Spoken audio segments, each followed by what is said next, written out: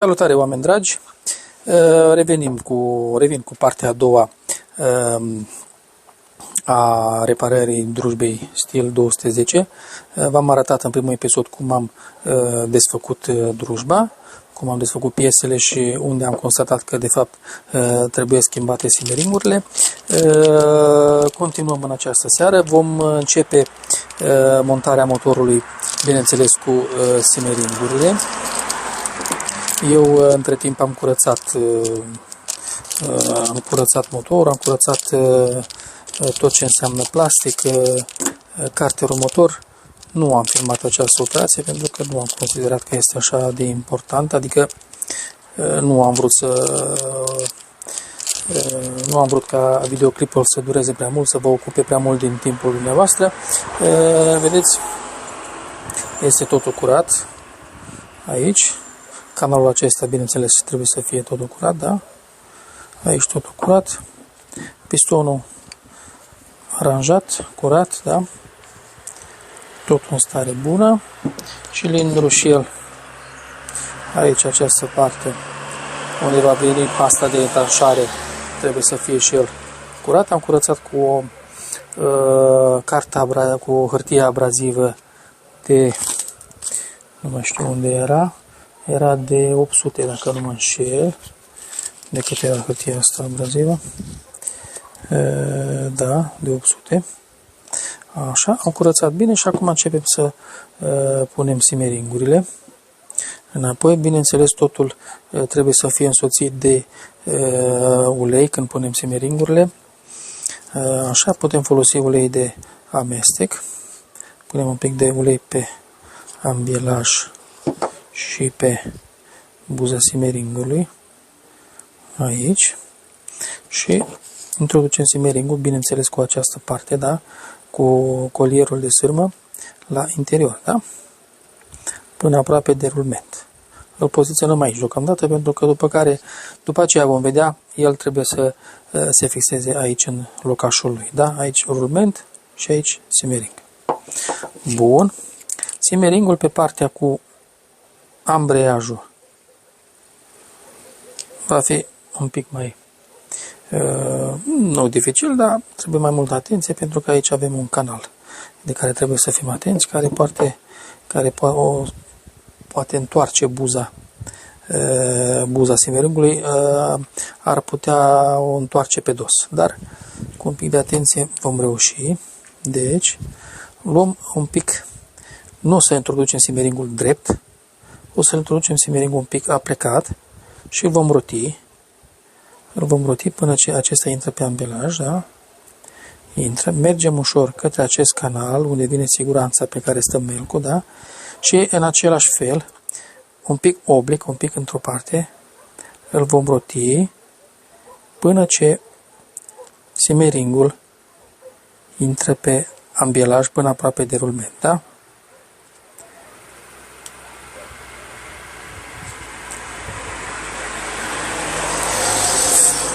După cum vedeți, a sărit acest inel, a sărit de pe simering, dăm înapoi, ne întoarcem înapoi, luăm inelul și îl punem înapoi pe simering și repetăm. Da?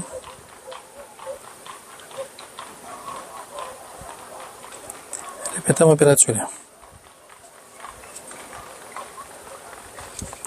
Iarăși, acel colier de metal a ieșit de pe simering. În cazul acesta, vedeți, se vede cum a ieșit. Luăm o șurubelniță fină și introducem colierul, pe buza simeringului la interior, vedeți? Nu știu dacă dumneavoastră observați.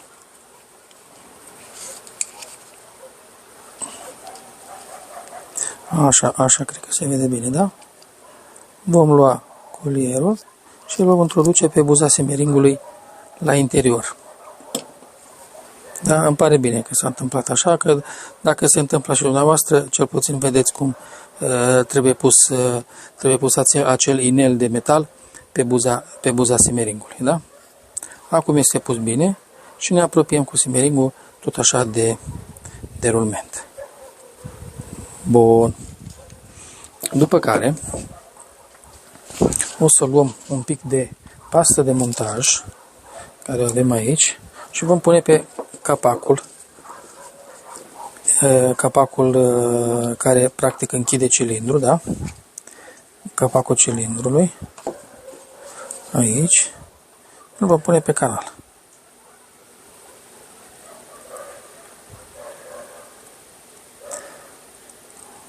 Nu trebuie să exagerați, nu trebuie nici mult, pentru că atunci când capacul se întanșează, când capacul este strâns, dacă puneți prea mult, pasta se va duce un pic afară, un pic în motor.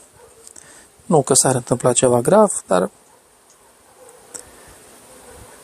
e bine să nu fie nici multă. Oricum, pasta, dacă ajunge în motor, benzina o dizolvă, pentru că această pastă nu merge de acord cu benzina. Benzina o dizolvă și o să se piardă cumva, o să se consume în motor, să zicem, o să se elimine la urmă. Da? După ce am pus un pic de pastă, da? Așa. Punem un pic deoparte. De ce? Pentru că este mai bine să lăsăm câteva minute, chiar 2-3 minute, să lăsăm această pastă să zicem, nu să se usuce în totalitate, dar să fie un pic mai tare, un picuț mai tare atunci când vom pune capacul pe cilindru, astfel încât să nu se împrăște, când vom strânge să nu se înlăture toată pasta să se înlăture, ci să rămână să creeze ca și o garnitură, ca și cum ar fi o garnitură de hârtie. Bun. Între timp, noi ce facem? Vom căuta siguranța care vine pe ambielaj, care va susține melcul aceasta, care va susține melcul de la pompa de ulei. Această siguranță, da? O vom lua și o vom pune în acest canal, care nouă ne dă câteva probleme adineauri. Așa. Vedeți, da? O punem aici și împingem cu 2 degete și am pus-o pe acest canal. Aici.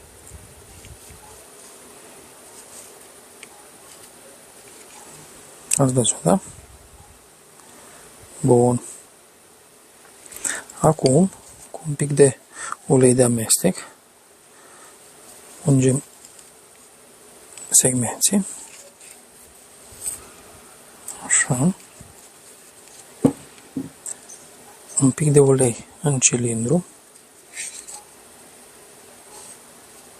Întotdeauna trebuie să însoțim totul, să acompaniem totul cu ulei. Așa, încercați să nu dați cu ulei aici, în zona aceasta unde vine pasta de montaj, pentru că pasta de montaj nici cu uleiul nu prea este de acord. Așa. Și ce vom face? Vom introduce pistonul în cilindru, ținând cont, bineînțeles, de sens. Pentru că aici undeva pe piston ar trebui să fie o săgeată. Nu știu dacă se observă la dumneavoastră. Trebuie să fie o săgeată. Dacă nu se observă săgeata, să știți că aceste bolțuri de închidere a segmenților, aceste bolți, 2 bolțuri, unul aici și unul aici, corespund cu admisia. Deci corespund cu partea dinspre carburator. Întotdeauna. Da? Trebuie fixat bolțul la mijloc, între cele 2 extremități ale segmentului. Da? Stați să focalizeze camera mea. Așa. Deci bolțul trebuie să fie între extremități, între marginile segmentului și aici la fel. Și aici la fel, da? Pentru că atunci când vom introduce pistonul în cilindru, segmenții se vor strânge și vor întașa foarte bine. Aici nu este nevoie de inel de etanșare, nu vom folosi un inel de etanșare pentru că cilindrul deja este creat în așa fel încât este ca o invitație. Deci se creează o invitație, pistonul când intră, fașele, segmenții deja se strâng și intră cum trebuie în cilindru. Da? Controlăm încă o dată segmenții. Ok. Așa, deci aceasta fiind partea cu... Putem lua și corpul drujbei. Să observăm, da? Vedeți, aceasta este drujba, da? Partea cu bobina. Părții cu bobina îi corespunde partea aceasta conică, da? Cu pana de la volantă. Ei, noi vom lua, ne imaginăm că am pus cilindru, că cilindrul este pus pe motor, da? Partea de la carburator, aici, admisia, cu furtunul de benzină, da? Și noi vom introduce pistonul așa fel încât partea de ambelaj cu pană să vină spre bobină. Cu atenție. Introducem. Și a intrat. Ușor și simplu. Mergem până jos cu ambelajul, până când intră rulmenții în locașul lor. Facem în așa fel încât și simeringurile să intre în locașul lor, aici, așa. Și aici la fel. Îi scoatem un pic afară.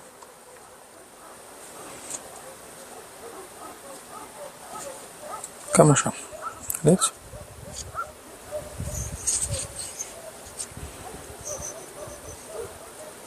Da? Cam așa. Dăm acum deoparte corpul drujbei și venim cu capacul. Bineînțeles, capacul are și el un sens. Capacul are și el un sens. Această scobitură aici, vedeți aceste două urechiușe, corespund cu pompa de ulei. Da? Deci aceste două urechiușe corespund cu pompa de ulei. Dacă nu avem aceste două urechiușe, putem pune capacul cum dorim. Pompa de ulei, bineînțeles, unde se află? Se află pe partea cu ambreiajul, unde, bineînțeles, aici va fi și melcul de la ambreiaj și toate celelalte piese. Ei, punem capacul cu grijă și cu atenție. Aici, vedeți, aici va veni pompa de ulei. Am pus capacul. Controlăm dacă simeringurile sunt la locul lor. Da? Ok, după ce am pus capacul, luăm cilindru și îl introducem aici, pe corpul drujbei. Respectând întotdeauna sensul, da? Adică cu partea de evacuare spre înainte.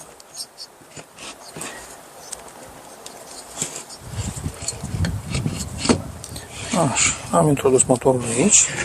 Verificăm să fie pe suport. Ok. Am introdus. Întoarcem motorul invers. Așa. Luăm cele 4 șuruburi de fixare. Le introducem aici la locul lor.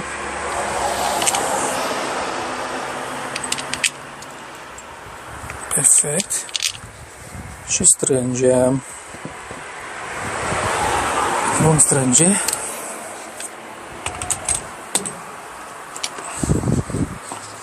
Ia să vedem. Strângem șuruburile. Vreau să strâng cu mașina de înșurubat, dar momentan nu găsesc capsa care trebuie, așa că mergem cu șurubelnița. Bă, da, am găsit. Uitați aici. Deci aici, ca să, nu de alta, dar ca să fie să mai câștigăm un pic de timp. Așa.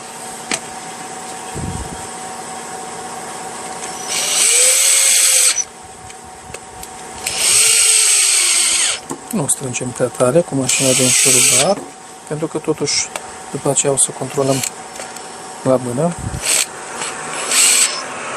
Bun. Ok, după ce am strâns cu mașina, am apropiat șuruburile, acum strângem energic. Da? Ok. Perfect.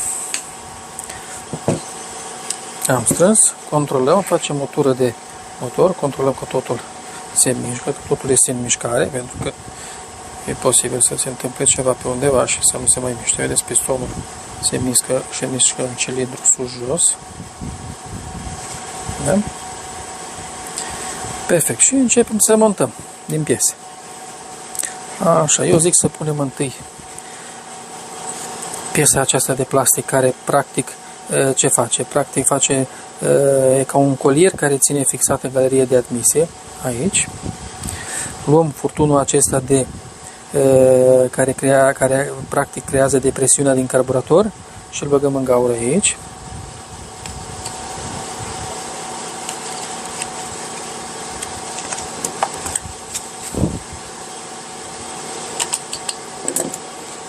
Așa.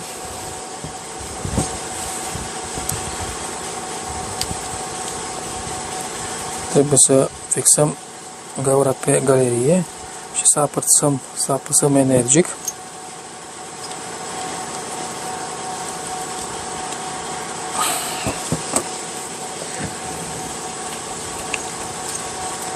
Până ce aceasta va intra.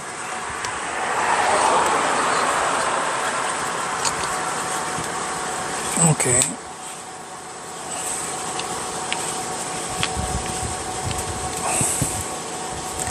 Perfect. A intrat, vedeți? Aici se observă, da? Cum etanșează bine, da? Aici se observă, a intrat acest gât de plastic, a intrat direct pe galerie de admisie. Bun. Introducem în acest orificiu aici acest loc de aici este locul pentru fișa de la bujie și pentru aceste cabluri care duc la întrerupător.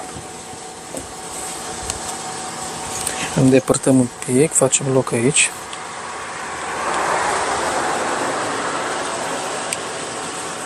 Așa.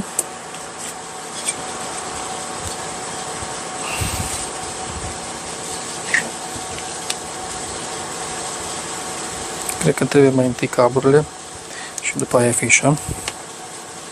Da, aceasta este ordinea. Mai întâi aceste două cabluri de curent.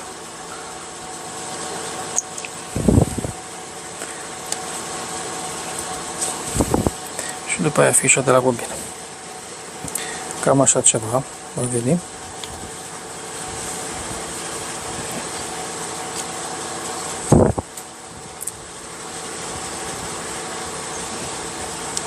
Un pic, că trebuie să așez un pic cablul ăsta mic galben.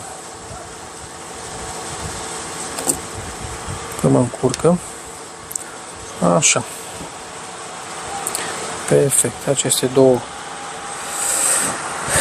cabluri galbene, două fire galbene, le blocăm imediat cu șurubul lor, care era pe aici pe undeva.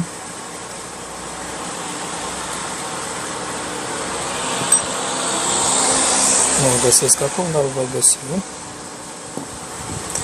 Așa. Bun. Haideți să punem toba, nu, mai așteptăm un pic. Până punem toba. Să punem partea aceasta de plastic, capacul de plastic. Așa. Ei, aici avem un pic de lucru. De ce? Pentru că trebuie să scoatem furtunul de aerisire din rezervor. Așa. Trebuie să scoatem pe aici, pe dedesubt, furtunul de alimentare și să-l băgăm prin acest spațiu aici. Da? Ca în așa fel încât să vină la carburator. Și acest furtunaș de depresiune, zic eu, el trebuie fixat în locașul lui aici. Și firele de la întrerupător aici, în această gaură. Ele vin scoase prin această gaură aici. Aici. Haideți să încercăm un pic. Unul aici. Scoatem pe partea asta. împreună cu celălalt. O să împingem un pic și garnitura care le ține împreună. Să fixăm și acea garnitură ca să fie la locul ei.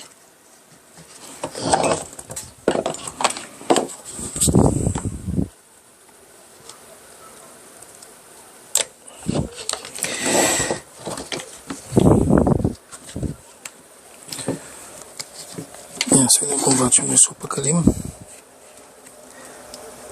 O să o scoate pe partea alaltă întâi.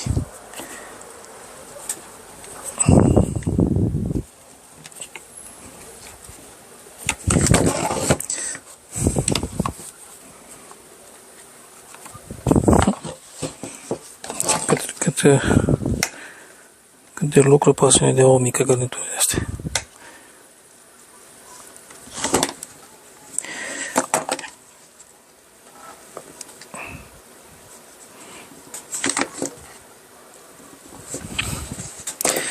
Hai, mamă.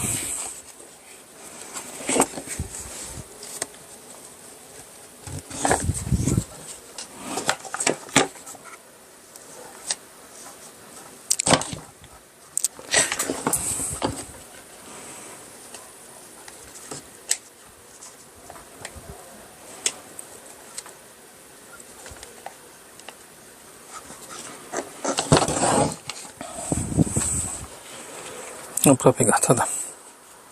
În sfârșit. Bun. Portunașul acesta, nu știu dacă dumneavoastră puteți observa, îl luăm și îl prindem aici, sub galeria de admisie. Îl împingem sus. Să nu-l uitați pe asta, pentru că eu l-am uitat de câteva ori și nu pornea. De ce nu pornește? De ce nu pornește? Păi nu pornește, că nu se alimentează, nu-și trage benzină. Luăm și galeria de admisie de aici din spate și o scoatem afară prin acest orificiu. Putem să tragem un pic de ea, dar cu mare atenție să nu stricăm, să nu o rupem, da? Faptul că este o galerie de admisie de calitate ne permite să o forțăm un pic, să tragem de ea.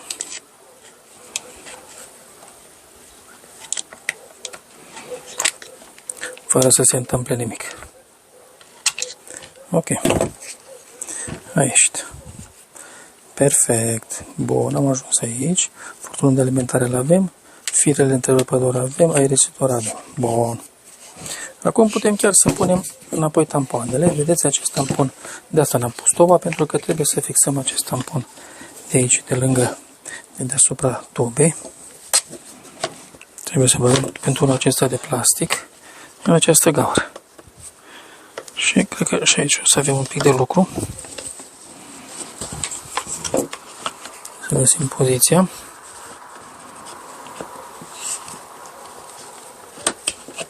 Ok.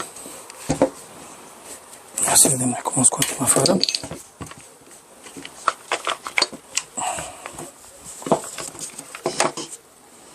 Aici, vedeți? Trebuie să intre aici în gaura lui aici.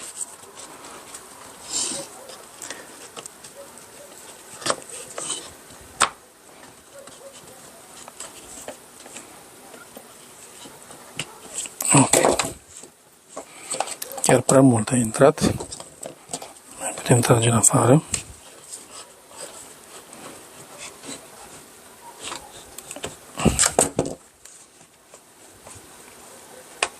Perfect.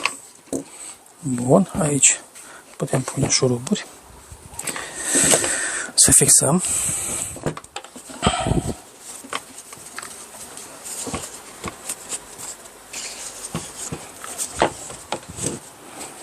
Haideți să încercăm unul aici.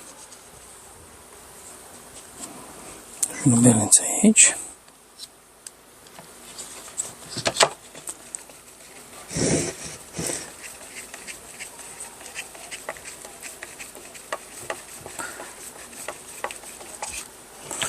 Așa. Aici.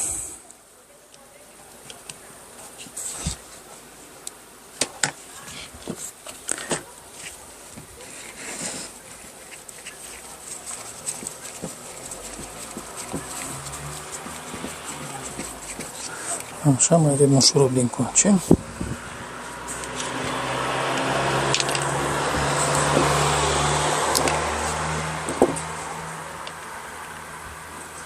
Să strângem noi cu clapsa, că e mai bine.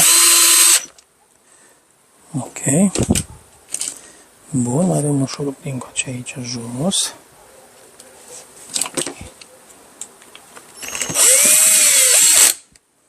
Perfect. Așa. Le-am strâns pe toate. Bun. Putem pune volanta. Volanta.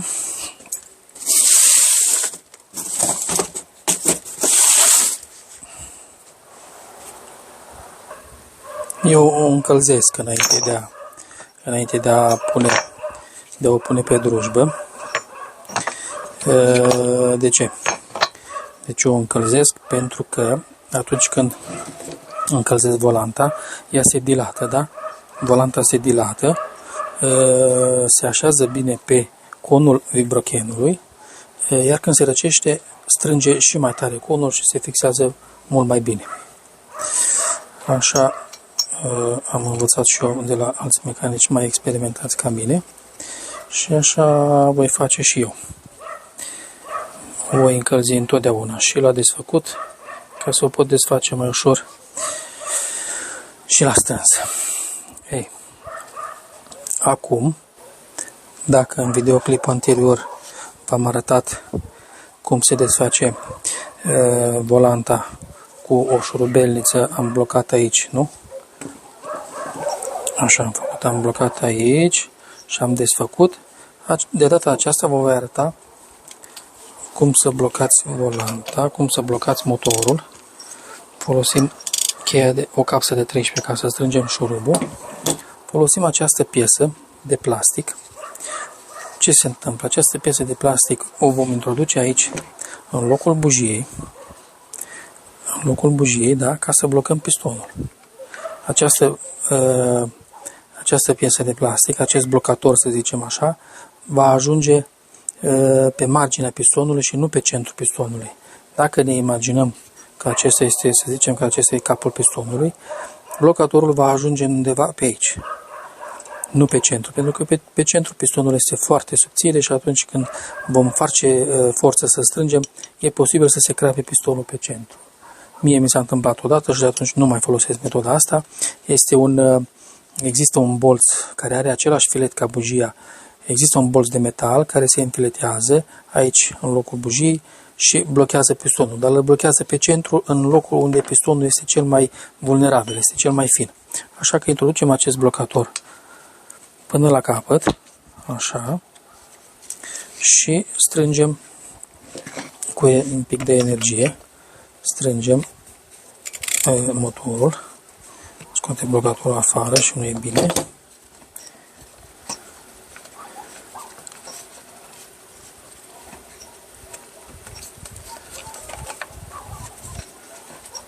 Ok. Și acum strângem pistonul, strângem volanta.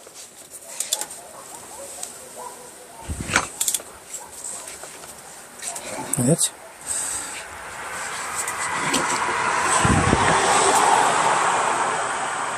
Ok.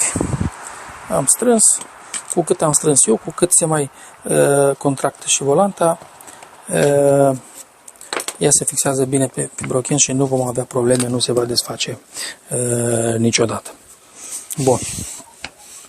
Putem, în acest moment, putem fixa și pe partea aceasta.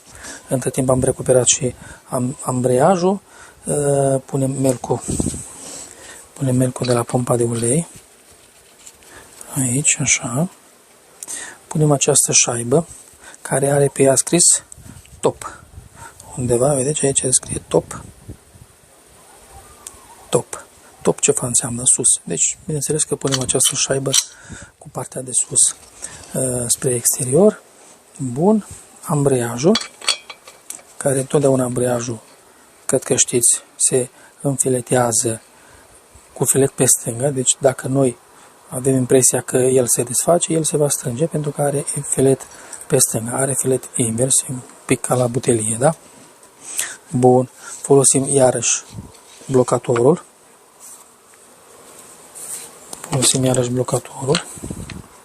Îl vom băga în cilindru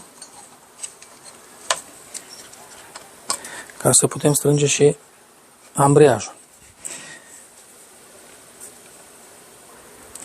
Pentru ambreiaj vom folosi o capsă de 19 care în loc să strângem, vom desface în așa fel încât ambreiajul se strânge. Ținem cu o mână aici de capsă. Ok. Am strâns și ambreiajul. Așa. Dacă am strâns ambreiajul, punem rulmentul de aer, rulmentul cu ace pe care merge oala de la ambreiaj. Observați că oala de la ambreiaj are această scobitură aici, care corespunde cu melcul, care corespunde cu acul de la melc. Vedeți aici? Aceasta este o bucată de melc, bucata asta de fier. Ea se învârte odată cu ambreiajul, dacă rotim ambreiajul. Vedeți? Extremitatea este capătul melcului, care trebuie să ajungă în această scobitură, astfel încât se învârte oala de ambreiaj, se învârte și melcul și o să înceapă să dea ulei. Aceasta este scobitura. Vom privi cu atenție scobitura și o vom introduce pe axul ambielajului până în extremitatea melcului. Ok. Ați observat, da? Bun. Punem șaiba de siguranță. Cu siguranța. Strângem siguranța cu multă atenție. Putem să punem o mână în prejurul siguranței, astfel încât dacă cumva ne sare să nu se ducă departe, să o pierdem.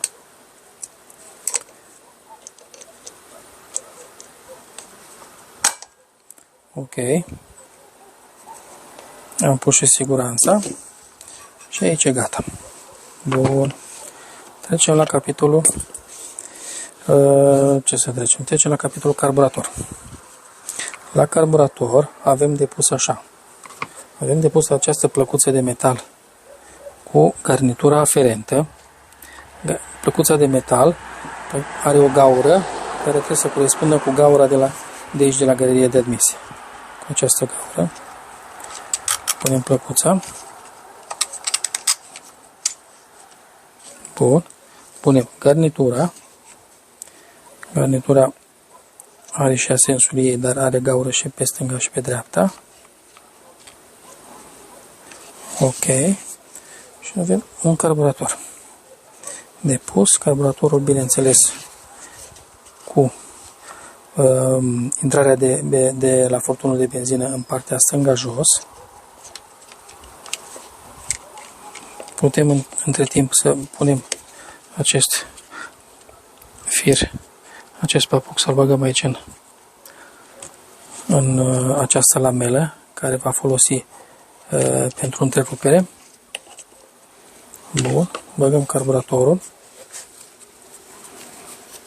Ia să vedem noi, să fac eu așa cât mai vizibil pentru dumneavoastră. Aici carburatorul. Conectăm furtunul de alimentare. Așa, pe intrarea de la carburator. Bun. Acum trebuie să punem această tijă de șoc aici.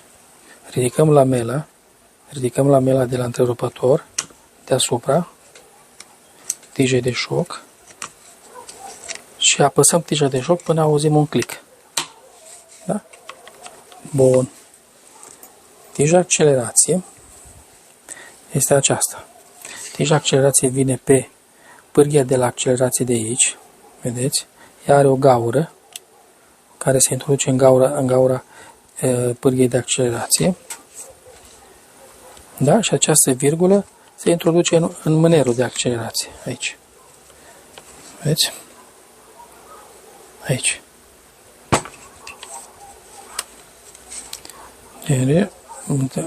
Băgăm tija în locașul ei și apăsăm cu 2 degete până auzim iarăși un click. Bun. Am făcut și pe aceasta. Acum avem pârghia aceasta de la șoc, care vine, o parte vine aici, partea asta lungă vine aici în tija de la șoc și virgula vine aici în pârghia de pe carburator. Da? Așa fel încât putem trage șocul. Perfect. Legăm și firul de masă care se va întâlni cu această lamelă când ridicăm. Vedeți? Ridicăm și se întâlnește conectorul acesta, papucul acesta cu lamela de la firul de masă. Bun. Punem și această supapă de irisire. Să nu uităm de ea. Punem aici în partea aceasta. Și vă punem capacul carburatorului pe care îl avem aici. De fapt, care este adaptorul de la filtrul de aer cu 2 șurubele și o capsă de 8 pe care o avem aici.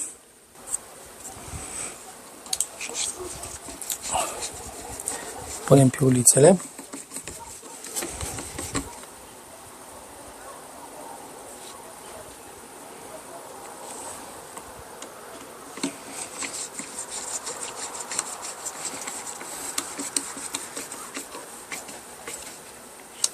Ok, am strâns cât de cât să fie strâns cu hotărâre.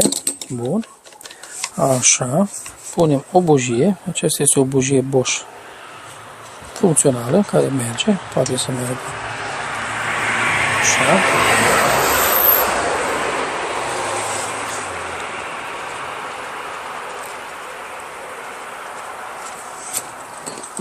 Bun. Cheia de la bujie și strângem.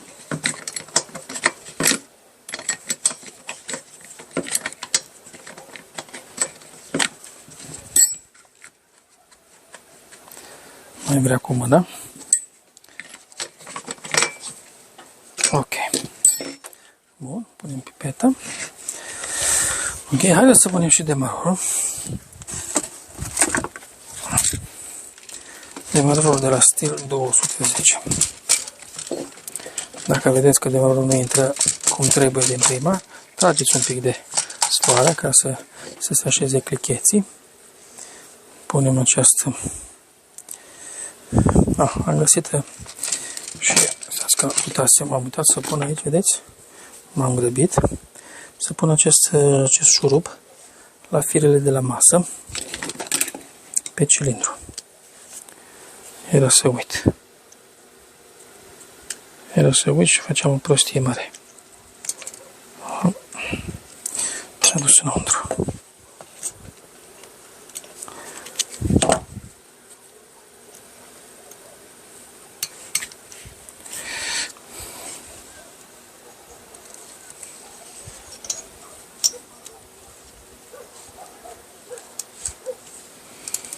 Bun.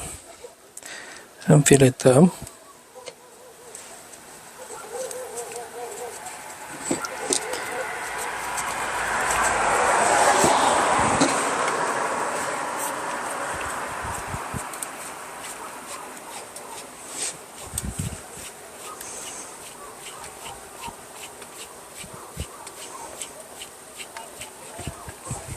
Ok. Am înfiletat și acum mergem mai departe cu demarorul.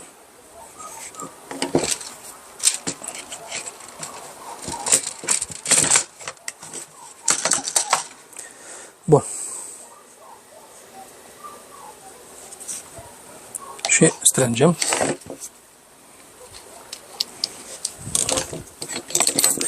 O să folosim iarăși mașina de înșurubat ca să mai câștigăm niște timp. Așa. Pe care o să trebuiască să punem toba.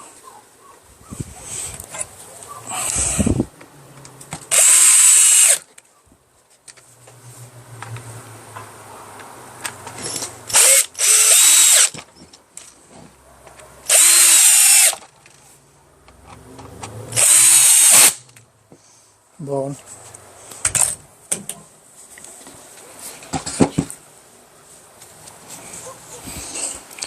Aici punem prezon. Aici prezon. Ok. Avem o garnitură nouă pentru eșapament. Așa, pus garnitura. Punem și eșapamentul. Nu, așa. Aceasta e poziția corectă. Ok.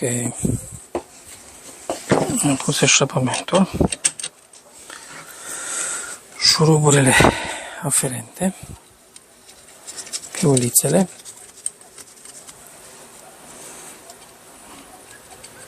Da. Strângem.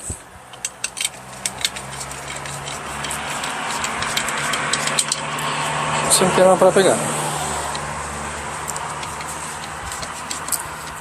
Bineînțeles că eu drujba nu o voi porni acum, pentru că eu las drujba după ce am fixat motorul, după ce am închis motorul, las întotdeauna să se întărească acea pastă care am pus-o la montaj între capac și cilindru. Mâine dimineață o voi porni drujba și voi face și un mic video să vă arăt cum merge. Să vă spun dacă am rezolvat sau nu. Deci, drujba, după cum vedeți, este aproape gata. Mai trebuie să punem doar filtrul de aer, care îl avem aici. Așa. Și capacul. Și capacul din filtrul de aer. Și, bineînțeles, vom pune și lama și lanțul, dar după ce vom porni, vom vedea cam cum sună.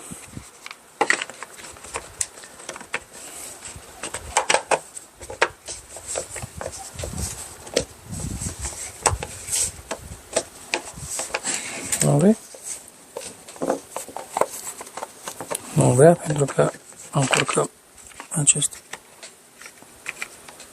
Așa. Perfect. Bun. Aceasta este drujba noastră. Vom pune mâine lama și lanțul după ce o vom porni. Și ne vom reauzi pentru încă un scurt videoclip să vedem ce am rezolvat, să vedem dacă merge, dacă nu merge. Sper că v-a fost de ajutor v-au fost de ajutor videoclipurile mele. Dacă aveți neclarități, puteți să-mi scrieți în comentarii, puteți să mă întrebați. Dacă aveți alte drujbe, întrebați-mă probleme în legătură cu probleme, defecțiuni, montaj, demontaj, nu știu, ce credeți că vă creează probleme, întrebați-mă și vă voi oferi o soluție. Vă doresc sănătate și toate cele bune la toată lumea.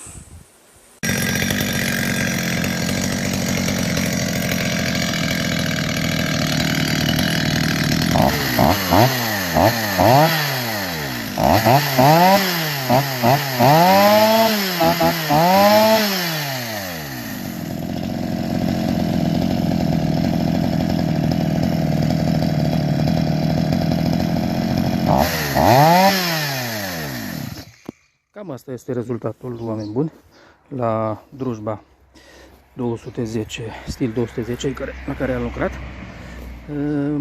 Se pare că am făcut bine, că am schimbat simeringurile, pentru că altă alternativă nu aveam. Este ok, merge, pornește ușor, stă la relantii, totul bine. Sănătate multă vă doresc, toate cele bune.